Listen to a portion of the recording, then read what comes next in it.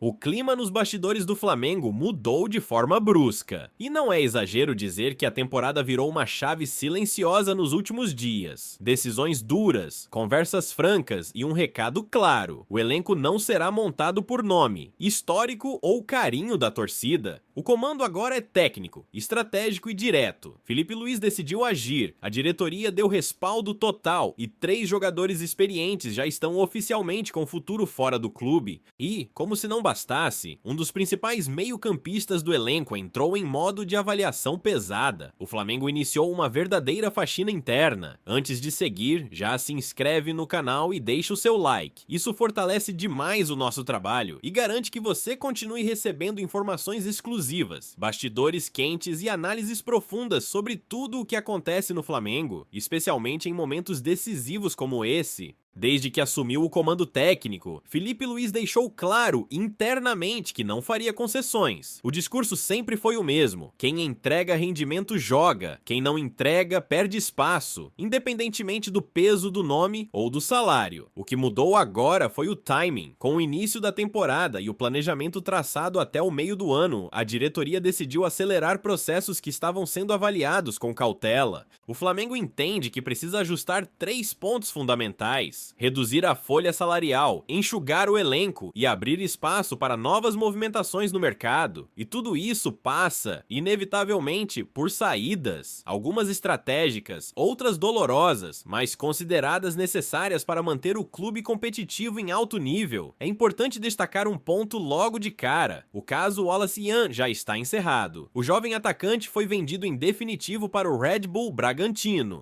Ou seja, ele não faz mais parte do elenco e não entra nessa nova lista de movimentações. A negociação já foi concluída e o Flamengo entende que foi uma operação positiva dentro da estratégia de mercado. Com isso esclarecido, a atenção se volta para os nomes que realmente estão no centro das decisões atuais. A primeira frente de mudanças envolve jogadores mais jovens, principalmente da base, que não terão espaço imediato no elenco principal. O clube entende que manter esses atletas sem minutagem pode ser prejudicial ao desenvolvimento. Por isso, a opção será por empréstimos, sempre com monitoramento técnico e cláusulas bem definidas. O zagueiro João Vitor Carboni é o primeiro dessa lista. A avaliação interna é objetiva. Potencial existe, mas falta sequência no futebol profissional. A comissão técnica entende que ele precisa jogar com regularidade, assumir responsabilidades e ganhar experiência longe da pressão diária da Gávea. A tendência é de empréstimo ainda neste início de temporada. Outro nome que segue o mesmo caminho é o zagueiro Iago Teodoro. Atuando no Sub-20 e participando do Campeonato Carioca, ele também não deve permanecer no elenco principal. O entendimento é semelhante ao de Carboni: talento identificado, mas momento pede rodagem externa para a evolução real. Essas saídas, apesar de importantes, fazem parte de um planejamento considerado normal dentro de um clube do tamanho do Flamengo. O impacto maior, e que realmente chama a atenção do torcedor, começa quando a análise chega aos jogadores experientes, os chamados medalhões. E é exatamente aí que a decisão de Felipe Luiz se torna mais dura e simbólica.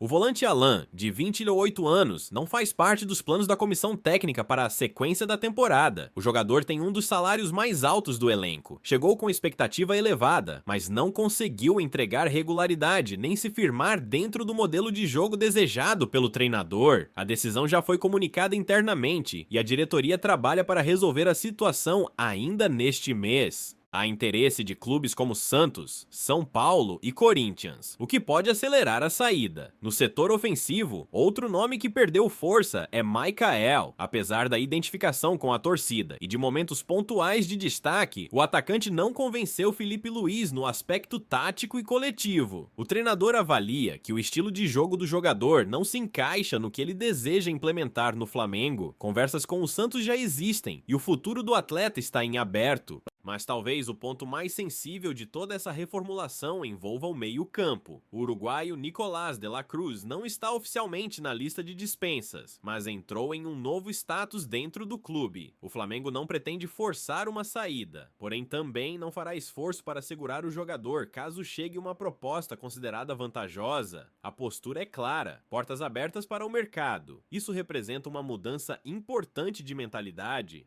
De La Cruz foi tratado como peça-chave desde sua chegada, mas a diretoria entende que nenhuma posição é intocável quando o projeto esportivo está em jogo. Esse conjunto de decisões mostra que o Flamengo está entrando em uma nova fase, mais pragmática, menos emocional e totalmente alinhada ao comando técnico. Felipe Luiz ganhou respaldo total e a diretoria está disposta a bancar escolhas difíceis. E ainda há detalhes importantes sobre bastidores, valores, reposições e impactos diretos no time titular que explicam por que essa faxina pode mudar completamente o rumo da temporada. A decisão de bancar essa reformulação não nasceu do nada. Nos bastidores, a avaliação da diretoria é de que o Flamengo vinha convivendo com um problema silencioso, um elenco inflado, caro e com jogadores que não entregavam retorno esportivo proporcional ao investimento. Com a chegada de Felipe Luiz ao comando técnico, esse diagnóstico ganhou voz e, mais do que isso, ganhou poder de decisão. O treinador foi claro em reuniões internas. Ele quer um grupo mais curto, competitivo e, acima de tudo, comprometido com intensidade, disciplina tática e leitura de jogo. Não existe espaço para atletas que dependem apenas de lampejos individuais ou que não se adaptam ao modelo coletivo. Esse posicionamento foi determinante para que a diretoria acelerasse processos que antes eram tratados com cautela política. No caso do volante Alan, a decisão é considerada praticamente irreversível. Internamente, entende-se que a contratação não atingiu o impacto esperado desde o início. Alan nunca conseguiu se firmar como titular absoluto. Teve oscilações físicas, caiu de rendimento em jogos grandes e perdeu espaço gradualmente.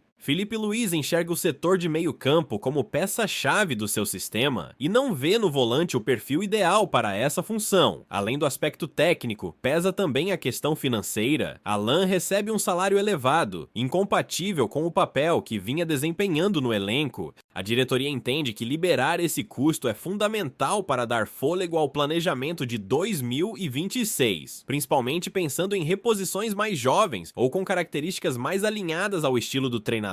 O cenário é semelhante no caso de Michael, mas com nuances diferentes. Aqui, a questão não é falta de entrega ou profissionalismo, o problema é de encaixe. Felipe Luiz quer atacantes que participem ativamente da construção, que pressionem a saída de bola e que entendam ocupação de espaço de forma coletiva. Michael, apesar de sua explosão e capacidade no 1 contra 1, não se encaixa totalmente nesse conceito. Nos bastidores, a avaliação é de que insistir nesse perfil seria remar contra a própria ideia de jogo que está sendo construída. Por isso, a diretoria não cria obstáculos para uma saída, desde que a negociação seja considerada positiva esportiva e financeiramente. As conversas com o Santos existem, avançam em ritmo cauteloso e são vistas como uma alternativa viável para ambas as partes. Mas o ponto que mais gera discussão entre dirigentes, comissão técnica e até mesmo conselheiros envolve Nicolás de la Cruz.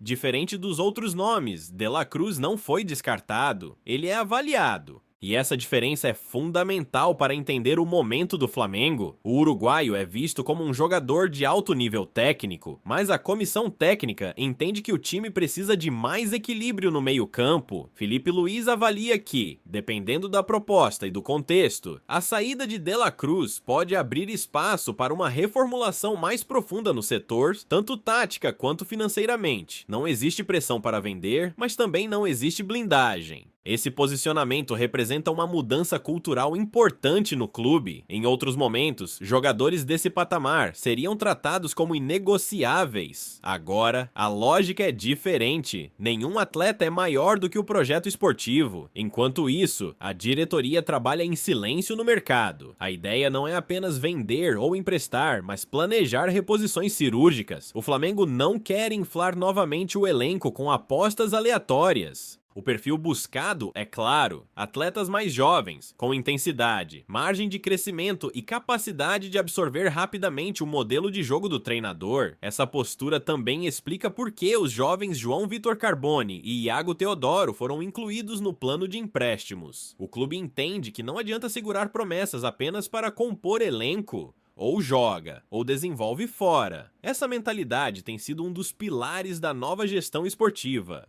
Internamente, o discurso é de responsabilidade e coragem. Responsabilidade para reconhecer erros de planejamento do passado recente, coragem para corrigi-los sem medo da reação externa. Felipe Luiz deixou claro que prefere um elenco com menos nomes, mas com mais competitividade interna do que um grupo inchado e acomodado. E esse processo ainda está longe de terminar. Existem outros contratos sendo analisados, situações sendo reavaliadas e conversas acontecendo longe dos holofotes. O que já dá para afirmar é que o Flamengo entrou definitivamente em modo de reconstrução estratégica, mesmo mantendo ambições altas na temporada. Nos próximos movimentos, entram em cena possíveis reposições, impactos diretos no time titular e até mudanças na hierarquia interna do elenco. Tudo isso ajuda Zia a explicar por que essa faxina não é apenas uma limpeza pontual, mas um reposicionamento completo do futebol rubro-negro. Todo esse movimento interno deixa uma mensagem muito clara para o elenco e para o mercado. O Flamengo mudou o centro de gravidade do seu futebol. A partir de agora, a lógica não gira mais em torno de nomes, salários ou status. Gira em torno de desempenho, encaixe e competitividade. E isso explica por que Felipe Luiz ganhou um peso que poucos treinadores tiveram no clube nos últimos anos. Internamente, o treinador é visto como alguém que conhece profundamente a cultura do Flamengo, mas que não se deixa contaminar por ela quando o assunto é decisão técnica. Felipe Luiz entende o tamanho do clube, respeita a história dos atletas, mas deixou claro que não irá carregar ninguém por gratidão ou passado. Essa postura foi fundamental para que a diretoria bancasse a saída de jogadores experientes e financeiramente relevantes. A leitura dos dirigentes é simples e direta. Manter atletas caros sem protagonismo compromete não apenas o orçamento, mas também o ambiente interno. Um elenco inchado gera insatisfação, reduz competitividade e enfraquece o discurso da comissão técnica. Ao cortar esses excessos, o Flamengo busca criar um ambiente mais saudável, onde cada jogador sabe exatamente qual é o seu papel. A saída de Alan, por exemplo, é vista como simbólica. Ela representa o rompimento com uma lógica antiga de insistir em contratações que não deram retorno apenas para evitar desgaste político. O clube entendeu que insistir seria prolongar um erro. Encerrar o ciclo agora é visto como uma decisão madura.